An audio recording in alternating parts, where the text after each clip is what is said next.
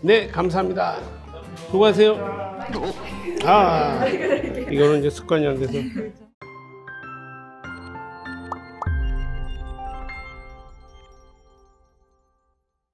네, 안녕하십니까. 저는 제1이비인후과 외과에 근무하고 있는 외과의사 이우정입니다. 저희 제1이비인후과 외과에서 나온 동영상들을 많이 시청해 주셔서 굉장히 감사합니다. 오늘은 돌이 없는 담석이라도 수술해야 되는 경우를 제가 조금 설명을 드리고, 돌이 아니고 그냥 다른 질환인 경우에도 또 쓸개를 절제해야 되는 경우들을 몇 가지 예를 들어서 설명해 드리도록 하겠습니다.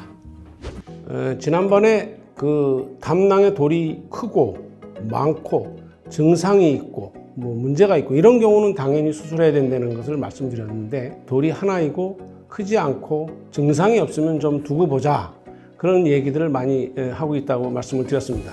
그렇지만 지금부터 얘기한 한 너댓 가지의 경우에 있어서는 증상이 없는 담석이라도 또는 담석이 아닌 다른 병이라도 쓸개를 띄워주는 것이 권장된다. 대표적으로 우리가 도자 담낭이라고 그러는데, 도자기가 이게 석회 이 돌로 된 것처럼 이 CT를 찍거나 초음파를 찍으면 쓸개는 말랑말랑 해야 되는데 도자기처럼 딱딱하게 칼슘이 쌓여 있어서 우리 몸에 도자기 같은 그런 쓸개 모양을 하고 있는 경우에는 암이 많이 생기는 걸로 돼 있어요. 그래서 그 경우는 미리 좀 띄는 것을 원하고, 아까도 얘기했지만 돌이 증상이 없지만 돌이 뭐 1cm 넘거나 2cm 넘으면 당연히 해줘야 되고, 돌은 뭐 크지 않고 증상은 없지만 돌과 같이 있는 담낭벽이 두꺼워져 있는 경우가 있습니다. 그래서 그 만성 담낭염, 뭐 선근종염 뭐 이렇게 얘기를 하는데, 그 얘기는 돌이 담낭벽을 자꾸 자극을 줘서 벽이 만성염증이 되고 그러다 암이 될 수 있기 때문에, 그다음에 이제 가족 중에 담낭암이라든지 또는 담도암, 간암 이런 가족력이 있는 경우는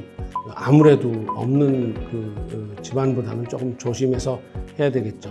뭐 그 외에 당뇨, 고혈압 이런들 기저질환이 있을 때는 나중에 힘들게 수술하지 말고 조금 건강할 때 하십시오 하는 말씀을 드리고, 한 가지 더 추가로 말씀을 드리면, 그 담도낭종이라는 선천성 췌담관 함류 이상 그 병이 있는데, 웬만해서는 증상이 잘 안 나타나는데 그런 가족력이 있거나 우연히 검사해서 이런 그 담도낭종이나 이 선천성 췌담관 함류 이상증이 있는 경우에는 거의 뭐 나중에 살다 보면 100% 가까운 정도로 담낭암이 생기기 때문에, 낭종이 있으면 낭종과 같이 담낭을 절제해 주고요. 낭종이 없는 경우라도 선천성 담관 함류 이상이 있으면 담낭암이 잘 생기니까 예방적으로 또는 치료 목적으로 담낭 절제술을 권장하고 있습니다. 환자가 저보고 쓸개 띄면 어떻게 돼요? 그럼 저는 그렇게 얘기하죠. 사슴처럼 마음씨 착한 사람이 됩니다 라고 보통 설명을 하는데, 그건 좀 그냥 우스개 얘기고요.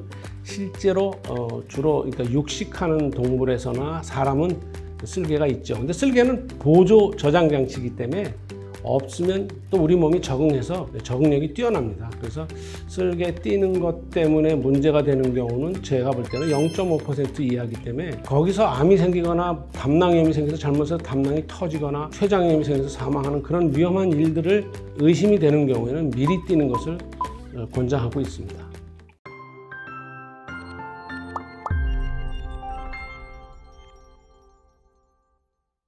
오늘은 주로 증상이 없는 단순 담석인 경우나 또는 담석이 아니더라도 쓸개에 위험인자가 있을 때, 즉 주로 담낭암의 위험인자가 되겠죠.